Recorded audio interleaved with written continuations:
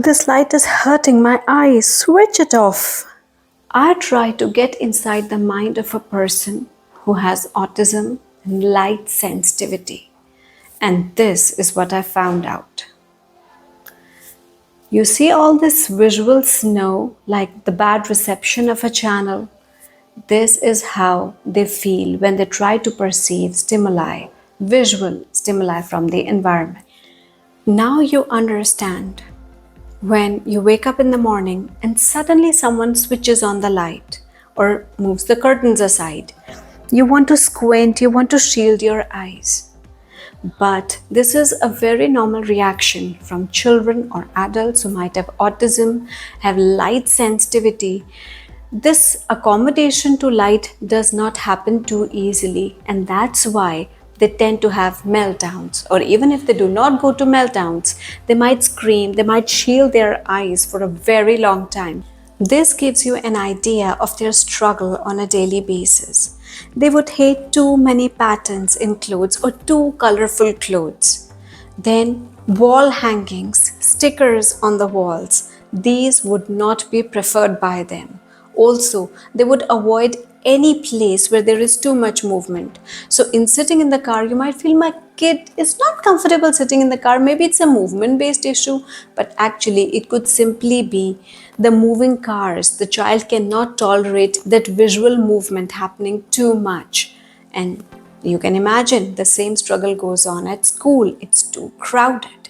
Forcing such a child to pay attention, give eye contact, behave normally is not going to help.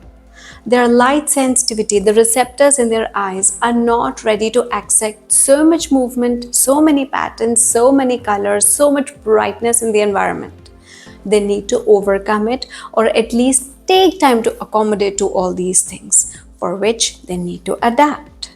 If I want to play with a light sensitive child, this ball is too colorful. I'm left with a yellow and a blue ball. Which should I give the child? The blue ball is better. Why? Because it is a dull color to introduce. If I want to introduce ball play to a child, this simple accommodation can get them used to ball play, and simply by rolling the ball towards them or asking them to initiate the movement on their own so that they don't feel that it's too much of a stimulation. If you want your child to build a tower of blocks, this is too colorful a block to use. So instead, you can try to use a simpler block with less patterns, less colors, so it is easier for your child to come and play. As I mentioned before, if your child is not comfortable sitting in the car because of the fast moving scenes, why don't you get them used to playing with the cars? First, cars are just parked in one spot, different colors of cars, different types of cars. After that, you can try to make them move them like a racing game, or try to pass it to you and you pass it back to them so that they get used to that kind of movement. Try to take them out frequently so that they are used to seeing moving cars, people moving around, kids playing around, even if they do not involve in those kind of play. Because these kids again might not be comfortable on the playground equipment, not because of touch issues or movement based issues, but because the kids are moving too fast, playing, people are running, walking their dogs around. They're just not comfortable with that view. We saw before, this was the problem area. Too bright a light, too flashy. Why don't you try to shield this light? See, now the light is much more dull. You can ask the child to try to trace it, move it around, or in a dark room, if you have seen my video on visual activities before, if you try to move around this light suddenly in the dark, then the child might try to follow it. And 3 very simple tips at the end. Try to use less decor, less clutter in your house.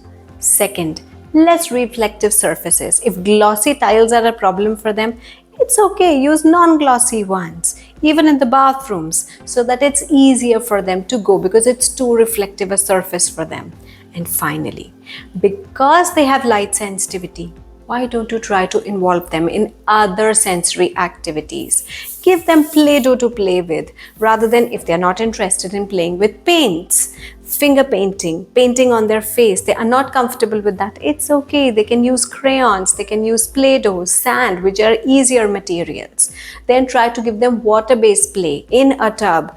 Give them some water where they can play, submerge, float objects, sink objects, origami games for them. They all are going to help. And finally, blindfold activities. Maybe they try to search items in a bag. Maybe they try to search items in water. When you have submerged some toys in them, they close their eyes and try to find them.